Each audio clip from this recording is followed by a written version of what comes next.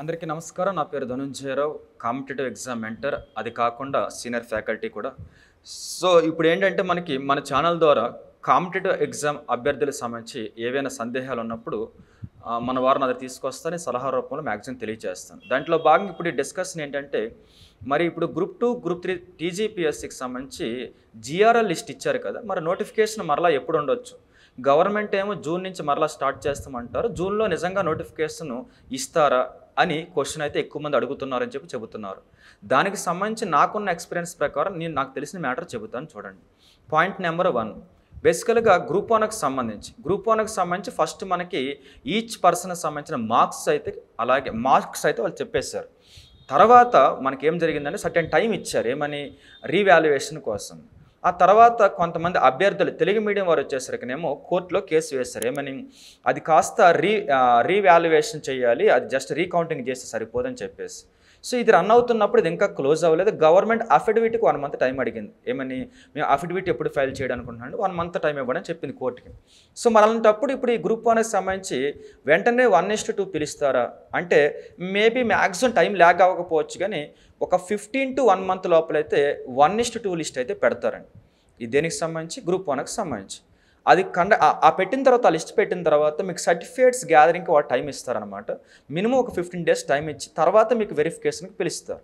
So verification ఎలాగ సుమారుగా 560 పోస్టుల వరకు అనుకుంటే, ఇప్పుడు ఈ పోస్టులకు సంబంధించి యావరేజ్గా వచ్చేసరికినేమో 1:2 or 3 తీసినప్పుడు 1500 మంది వెరిఫికేషన్ చేయాలి గ్రూప్ 1కి సంబంధించి. అది 2 times వెరిఫికేషన్ ఉంటుంది కాబట్టి గ్రూప్ 1కి సంబంధించి, మిగిలిన వాటికి 1 time వెరిఫికేషన్ ఉంటుంది. గ్రూప్ 1కి 2 times వెరిఫికేషన్ ఉంటుంది కాబట్టి మీకు యావరేజ్గా ఆ ప్రాసెస్ ఒక 15 to 20 days జరగవచ్చు. సో ఓవరాల్గా చూసుకుంటే ఒక 2 months పడుతుంది గ్రూప్ 1 పూర్తిగా గవర్నమెంట్ నిశ్చయంతో, అంటే నిజంగా డిసైడ్ అయి ఉంటే మాత్రం కన్ఫామ్గా మీకు 2 months పడుతుంది. ఇది అయిన తర్వాత గ్రూప్ 2కి సంబంధించి వెరిఫికేషన్ స్టార్ట్ చేస్తారు. ఓకే, సో గ్రూప్ 2కి సంబంధించి వెరిఫికేషన్ స్టార్ట్ చేసి యావరేజ్గా కంప్లీట్ అవ్వడానికి మరీ ఇంత టైం పట్టకపోవచ్చు, కానీ అక్కడి నుంచి ఇంకొక 1 month అనుకోవచ్చు యావరేజ్గా. సో ఇక్కడ మీరు చూసుకుంటే ఓవరాల్గా మీకు అర్థమై ఉండాలి ఎంత అని చెప్పేసి 3 months ఆర్ 3 months పైన పడుతుందని చెప్పేసి. ఫైనల్గా గ్రూప్ 3కి సంబంధించి అక్కడి నుంచి ఇది ఎక్కువ మంది ఉంటారు గ్రూప్ 3కి సంబంధించి, ఎందుకంటే 1380 పోస్టులు కాబట్టి యావరేజ్గా 1:3 తీసుకున్నా కూడా 4000 మంది వరకు వస్తారు కాబట్టి 4000 మంది వెరిఫికేషన్ చేయాలంటే ఇది ఎస్ఐ కానిస్టేబుల్ లాగా ఫాస్ట్ వెరిఫికేషన్ జరగదు, స్లోగా జరిగిద్ది. కాబట్టి వెరిఫికేషన్ అనేది మేబీ ప్రాసెస్ ఈజీగా 1 month జరుగుతుంది అనమాట. అంటే యావరేజ్గా మినిమం చూసుకున్న 4 months అయితే ప్రాసెస్ కంప్లీట్ అవ్వడానికి. ఇప్పుడు ఇందులో మిగిలిపోయిన పోస్టులు ఉంటాయి కదా, బ్యాక్లాగ్ పోస్ట్స్ అని పిలుస్తాం వాటిని. ఈ మిగిలిపోయిన పోస్టులు కొత్త నోటిఫికేషన్కి యాడ్ చేసి ఇవ్వాలని తెలంగాణ రాష్ట్ర ప్రభుత్వం భావిస్తుంది అనేది నేను ఎక్కువ మంది డిపార్ట్మెంట్ వాళ్ళ నుంచి విన్నటువంటిది.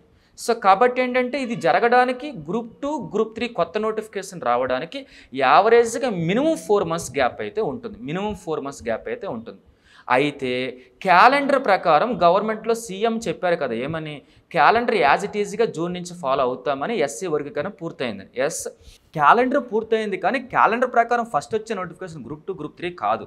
మీ అందరికీ తెలుసు క్యాలెండర్ ప్రకారం ఫస్ట్ వచ్చేది ఏఈఏఈ అని చెప్పేసి. సో అది ఒకటి. అంటే మీకు ఫస్ట్ రాబోతుంది క్యాలెండర్ ప్రకారం, ఒకవేళ వస్తే ఏఈఏఈ వస్తుందని అర్థం అనమాట. అది కాకుండా కొత్తగా జీపీఓ పోస్టులు అనేవి క్రియేట్ చేశారు కాబట్టి ఆ రోజు క్యాలెండర్లో వీటిని చూపించలేదు, కానీ క్రియేట్ చేశారు కాబట్టి అది చాలా ఈజీ ప్రాసెస్. ఎందుకని, డిస్టిక్ వైజ్ పోస్టులు కాబట్టి ఎగ్జామ్ కండక్ట్ చేయడం కానీ డైరెక్ట్ రిక్రూట్మెంట్ కానీ కొన్ని పోస్టులు డైరెక్ట్ రిక్రూట్మెంట్కి పోయినా సుమారుగా 2 నుంచి 3000 పోస్టులు అనేది మనకి ఎగ్జామ్ ద్వారా రిక్రూట్మెంట్ చేయబోతున్నారు కాబట్టి మనకు అర్థమవుతుంది అది. సో యావరేజ్గా చూసేసరికినేమో ఇది నెక్స్ట్ రావడానికి అవకాశం ఉంది, ఏది, జీపీఓకి సంబంధించి.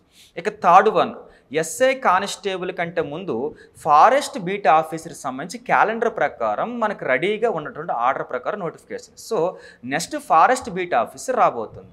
దాని తర్వాత సబ్ ఇన్స్పెక్టర్, కానిస్టేబుల్ ఒకేసారి నోటిఫికేషన్ ఇస్తారు.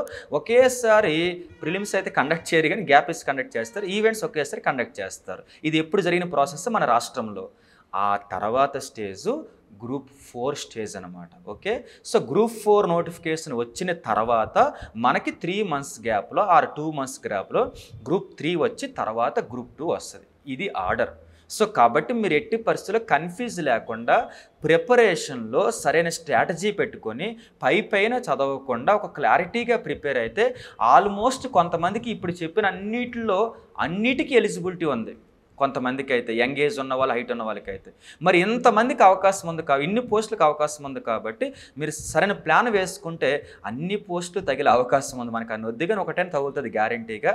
కాబట్టి మంచి అవకాశాన్ని మిస్ చేసుకోవద్దు. నాకున్న ఎక్స్పీరియన్స్ ప్రకారం చెబుతున్నా, ఇది మీరు మిస్ అయితే ఎలక్షన్ ముందు నోటిఫికేషన్ ఇచ్చి గవర్నమెంట్ వెళ్తారు, కానీ అప్పుడుకున్నటువంటి నోటిఫికేషన్ పోస్టులు బాగా తక్కువ ఉంటాయి. కాబట్టి ఎలక్షన్ ముందుకు వెళ్ళే నోటిఫికేషన్లో మైనర్ పోస్టులే ఉంటాయి.